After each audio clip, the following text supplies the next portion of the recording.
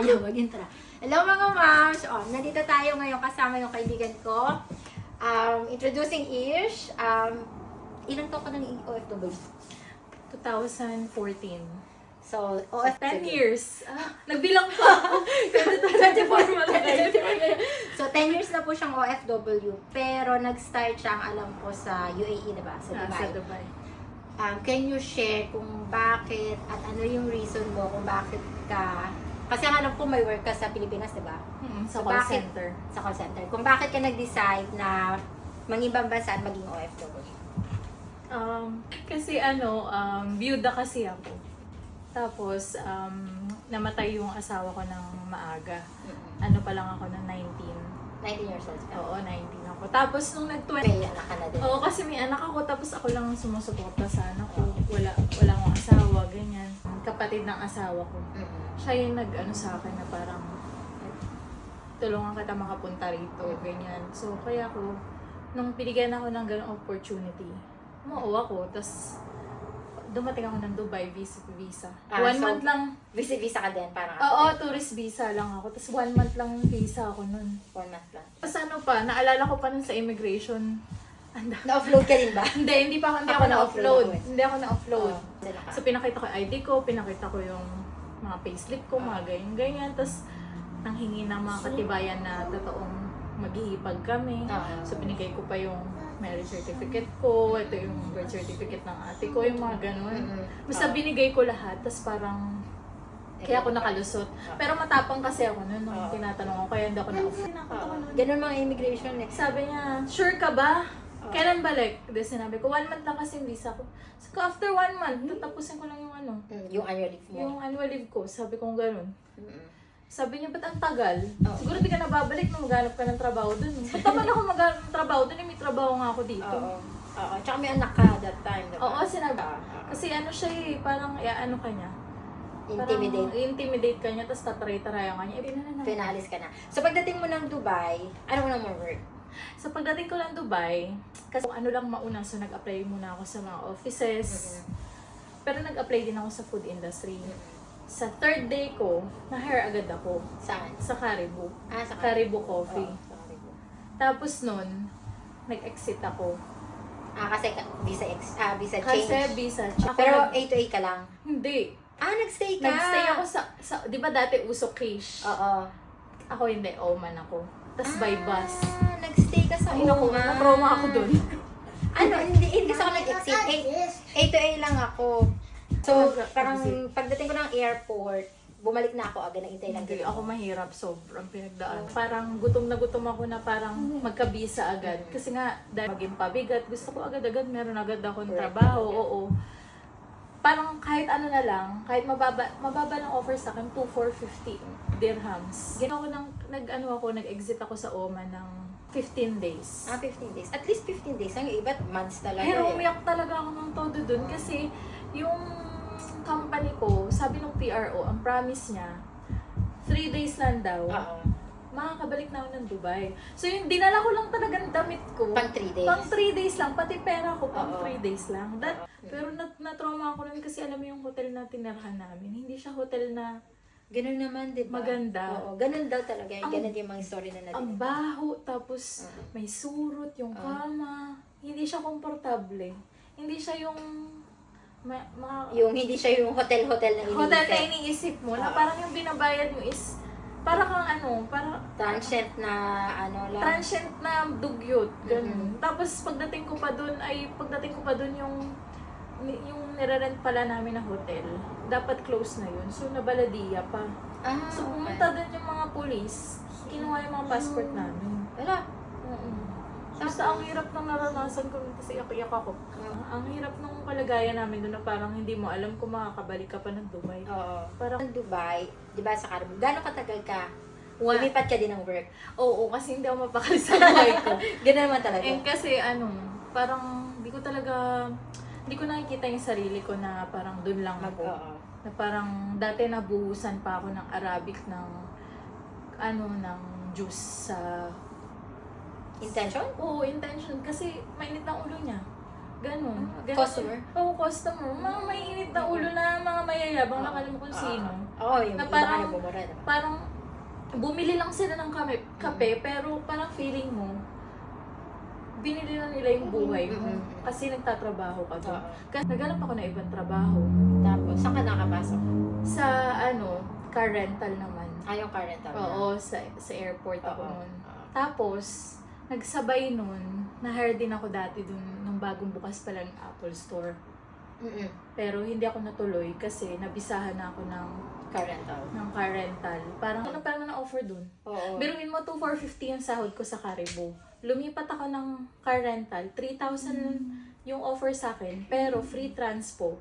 Plus may commission. So, aabot ka ng 5,000 hanggang 9,000. Pinakamalaki kong sinahod, 10,000. Pero hindi yun lagi. Oo. May mga, dahil nga commission, depende kung ilan mo magrarenta. Tapos, syempre, politika. Minsan, nilalagay ka sa mga lugar na Wala pa siya. wala naman. Tapos, kung sino yung paborito nila, yun ang ilalagay nila sa taong lugar. Kahit alam mo sa sarili mo, mas magaling ako dun bakit ako dun nilagay? Kasi ka favorite ng boss mo.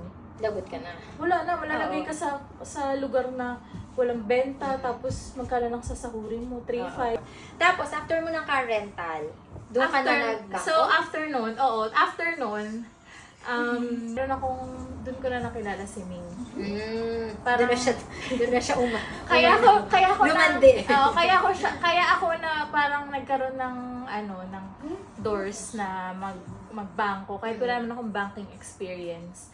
Kasi lagi siya nagpupunta sa airport para magbigay ng business card tapos makipag-transaction sa mga namin, sa mga katrabaho ko. Tapos bigla na nga lang ako nilapitan, hindi ko siya kilala out of nowhere.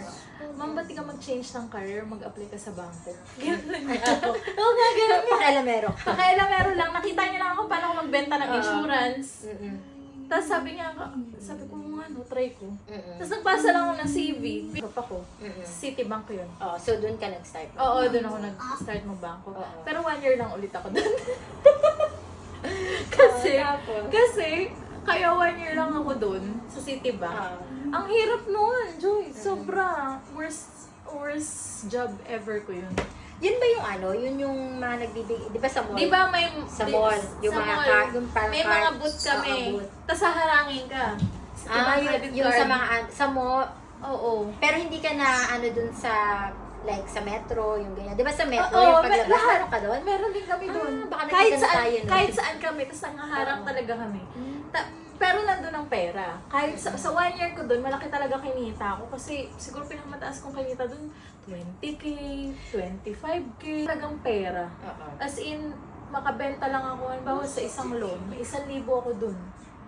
Ganun pala kalaki. Malaki talaga. Ganado ka doon kasi pera talaga. Pero, yun nga lang, pressure. Umaga pa lang, sinisigawan ka na ng boss mo. Kahit nakaka-target ka, pag wala ka kahapon na file na nasubmit, yari ka. Kailangan mo mahaba explanation, bakit, sigawan ka. As in, ba na ng stress doon. Tapos pag 3 months kang hindi naka-target, matutsugi ka.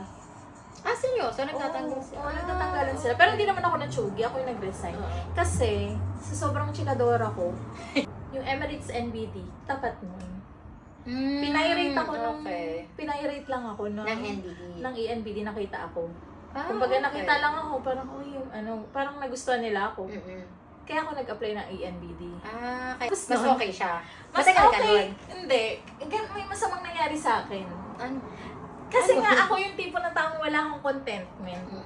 Hindi ako nag-i-stick sa mga bagay na hanggang dito lang ako, dito na okay naman ako. Hindi ako mahilig sa comfort zone. Gusto ko lagi may challenge, gusto ko lagi dapat gusto ko lagi akong may goal, lagi akong may something. Kumbaga, kung ito yung sinusundan lahat ng mga tao, ako gusto ko ibang way. Parang lang ako nag-work sa ENBD, less than a year. Okay. Kasi yung katrabaho ko sa ENBD, lumipat siya ng cybersecurity company.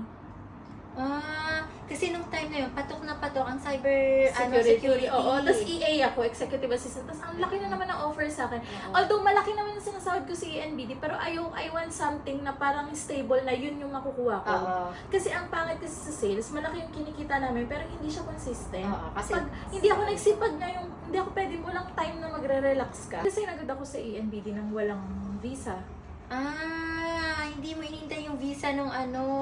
Okay. Oo. So kasi sabi, bibisa na ako. Agad? Walang Binawi nila yung offer. Oo, walang reason. Walang reason na wala akong nagawa. Oo. Wala. In-email ko sila, bakit? Wala. Basta binalik lang yung belongings ko, tapos binayaran naman yung mga days na nagpasok ako ng in cash. Lahat binayaran. So, anong ginawa mo? Wala, na-depress ako. Nung time na yun, pandemic na, hindi naman. Hindi pa. Pa-pandemic na. That was Ah. 2019 of November. Okay. So, So, anong ginawa mo? so 2019 of November, January, parang January, nag-uumpisa na yung pandemic. Oo. Ang tagal kong walang trabaho. Tapos si Ming lang yung may trabaho. Pabigat ako sa buhay niya. Oo. Nakahanap ako ng company. Bumalik na naman ako sa bangko. Okay. Kasi laging ino-offer sa akin 4,000, 3,500. Ano yun, yung mga bills ko hindi na ganun. Kasi yung cost of living ko tumaas din. Kasi Kasi nga tumaas yung sahod ko. Ganun naman talaga. Tapos napilitan ako apply sa FAB. First Bank. Abu Dhabi. Pero, ayun na yung pandemic, tapos nag-terminate na. So, na-terminate ako. At masaya ako na-terminate ako. Bakit? Kasi ayoko na talaga doon. Ayaw na kasi ng bangko. Ayoko na talaga ng bangko. Kumbaga parang, kaya ako lang tinake yun kasi gusto ko na lang ng sumahod. Ay, natagpuan ko na yung Upwork. Yung Upwork yung nagpaano sa'yo. Oo. Nagpa-survive talaga So, sa'yo. ngayon, si Fab, di ba tinerminate nila ako? Tapos pandemic, hindi nila tinerminate yung visa ko. Walang binayad sa akin, wala akong nakuha kahit piso. Pero ang nakuha ko lang, yung visa. Which is malaking Malaking kasi hindi ko kailangan bumili ng visa. So, doon ko na nalalaman yung Upwork. So yun yung nagpa-survive talaga sa'yo? Oo, buong pandemic, ayoko nang full-time ako. Doon na ako kumita talaga ng malaki. Kasi doon ko na nakuha sa Upwork. Okay. So, simula June 2020, hanggang sa umalis ako ng Dubai ng February 2022, Upwork lang yung bumuhay sa akin. Tapos after na, nagpunta na kayo dito? Kwento mo! Kamusta naman dito? Din nung February, nung kasi, di ba nga pinupush ko si Ming nga na maging nurse. Basta pinupush ko, sana na direct hire nga siya dito sa... Nag-open ang UK sa Northern Ireland. Then dumating siya rito as, caregiver muna, yung carer muna. Yun naman talaga yung dito. Kasi hindi kami kasal. Naiwan ako sa Dubai kasi na-delay yung visa ko. Kasi hindi kami kasal. Vacation nyo, Dependent visa muna ako.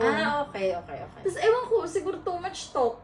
Yung mga nasa cover letter ko, tanga pa ako na mag-apply ng visa. Na-deny. So, ang choice mo lang. So ngayon, ewan ko ba, bigla ko na lang naisip, sabihin mo nga dun sa HR manager nyo, kasi lagi nang tinatanong si Ming kung gusto ko daw ba ng trabaho. Tapos si Ming lagi nga nare-reject. Siguro super hiring sila that time kasi COVID. So yun, na-hire ako na senior carer na walang alam-alam. Wala akong training, wala akong credentials noon. Although alam nung HR manager, in-interview ako. Ginawa ko lang, binasa ko lang sa YouTube. Agad ang nangyari, nilet go ko yung mga client ko sa Upwork. Kumbaga sinacrifice ko dahil sa pag-ibig. Siyempre. Kasi mahihirapan ka na dito. Kasi una, hindi ko paggamay kung paano ba yung buhay dito, paano ba yung lifestyle, ano ba yung senior career of 2022. After 6 months, September, nakabalik na ulit ako sa Upwork. Okay. Hindi mo pa rin talaga siya totally give up. Hindi. Doon din kasi talaga yung pera. Kasi nandun kasi yung pera, parang nung nakikita ko na parang kaya ko naman pala handle yung oras ko. Kailangan ko lang laruin kung kailan. Kailangan ko mamili ng client na ang oras Amerika. Tas ganito. So, para malaro ko. So, ngayon, nakakuha na ako ng client. At ang good thing, kasi nung dumating na ako dito, yung ganun pa rin ang rate ko, hanggang 12 maximum na yun. Malaki na yun para, kumbaga, bago lang naman akong freelancer ng dati. Parang malaki na yun nun. Tapos trinay ko lang na parang taasan ng rate ko. Kinagat naman ng client. So, doon nag-start. Doon Na mataas yung grade. Oo, nung after 6 months na bumalik ako ng September. Sa Upwork, Oo. Doon ako nakakuha ng mga $20 pataas na. Mga clients ka na din na previously. Oo, na, may maganda naman yung records ko sa Oo. Upwork. Na maganda kasi yung mga, siguro maganda rin yung mga, syempre mga long term, maganda yung mga feedback sa kanila mga long term client ko. Kasi syempre, ang tagal ko sa kanila, almost 3 years ako sa kanila, 2020. Tapos parang ang reason lang talaga kung ba't ako umalis dahil alam nilang lilipat ako dito, may Sa trabaho UK, dito. So, pero ngayon, nasa ka na. Hindi ka na carer. Hindi na. So, kayo. Asan ka na ngayon? Sa dream diba, job mo? gusto ko ng something more. Ambisyosa nga ako, diba? Palipat-lipat ka ako ng trabaho. Gusto ko lagi. Mahirap maging ambisyosa no? Gusto ko laging, eto na. Pag naabot ko na, ano nang next? Eto na. Eto na yun. Dapat may next pa. Ayoko nang nagtatagal sa isang lugar tapos walang growth. Ayoko nung doon lang ako, paulit-ulit ang ginagawa ko. Oo. Nung nabuntis ako, rinay ko lang ulit mag-apply ng dependent. Okay, Hindi nila kasi dun sa rejection letter, hindi daw sila satisfied na genuine yung relationship namin. Bakit? Tapos ngayon, sinabit ko lang ulit kung ano yung eksaktong sinabit ko dati. Dinagdagan ko lang ng tenancy agreement dito. Yun lang yung dinagdag ko Kasi syempre may tenancy agreement kami dito na dalawa yung pangalan namin doon. Na-approve na ako. So, dependent ka na. Oo, nung naging dependent na ako ng last year, doon ako nagsimula mag-apply ng mga banks. Kasi gusto ko talaga sa bangko. Pero ayoko na nung trabaho ko dati sa credit bangko. card. Ayoko na ng sales. Gusto ko nga admin. Gusto ko yung parang puro paperwork, puro doon kasi ako, doon ako master. Ayun, natanggap na ako sa magandang company, sa HSBC. So, happy ka naman. Nag-a-upper ka pa din. Oo, marami akong trabaho pa rin. Pero comparing yung buhay mo sa Dubai at buhay mo dito sa UK, ano ang mas gusto mo? Ang tagal mo sa Dubai, tapos dito bago ka lang. Ano mas gusto mo? Depende. Kung gusto ko ng convenient, ganyan, nice weather, warm, syempre Dubai. Kasi syempre doon, paglabas mo maraming Filipino food, diverse, ganyan. Parang feeling mo kaya mo... May diversity doon. Parang hindi ka lang homesick. Parang nasa Pilipinas ka. Tsaka parang feeling mo kaya mong makuha lahat. Oo. May yung possibility na pag gusto mo to, kaya kong kuhain agad. Parang gano'n. Okay doon kung gano'n, kung single ako. Pero, para sa akin, mas okay yung buhay namin dito kaysa sa Dubai. Kasi syempre sa Dubai, doon sa isang bahay, hindi ko naranasan na magkaroon ng sariling flat doon. Kung yung iba naranasan nila, ako hindi. Yung mga sharing natin, talaga. puro sharing like sa isang flat. 12 kayo, 15 kayo, 20 kayo, minsan na 30. Pero hindi ka naranasan ng 30. Tapos dalawang toilet lang. Oo, tapos dalawang toilet lang, tapos mag-away-away kayo, nakalak yung batya kasi ninanakaw yung malamig na tubig. Tapos may nagnanakaw ng bigas. Nagnanakaw ng pagkain kahit may pangalan. Ng mantika, kahit may pangalan. Pag tingin mo, ba't ubus na yung mantika? Hindi ka magluluto. Ba't ubus na yung bigas? Naubos na itlog mo. Ganun. Tapos dito, syempre may privacy kami. Tsaka dito, syempre, nabuo ko yung family namin. Doon kasi parang... Tsaka dito kasama yung anak mo. Oo, kasama ko yung anak ko. Although sa Dubai, pwede, kumbaga workable naman sa Dubai na magdala ng family. Pero mahirap financially. Oo, din. Mas gusto ko dito yung buhay namin. Pero hindi rin ko rin nakikita yung sarili namin na dito kasi nga yung ambisyosa ka nga, di ba? Oo, kasi nga iba pa nga yung akong gusto. Hindi ko So, nakikita na dito lang din kami. So, aabangan namin yung plano mo sa masusunod pa. Pero masaya naman ako dito. Pero hindi lang ako kontento. Ganda kayo ng bahay.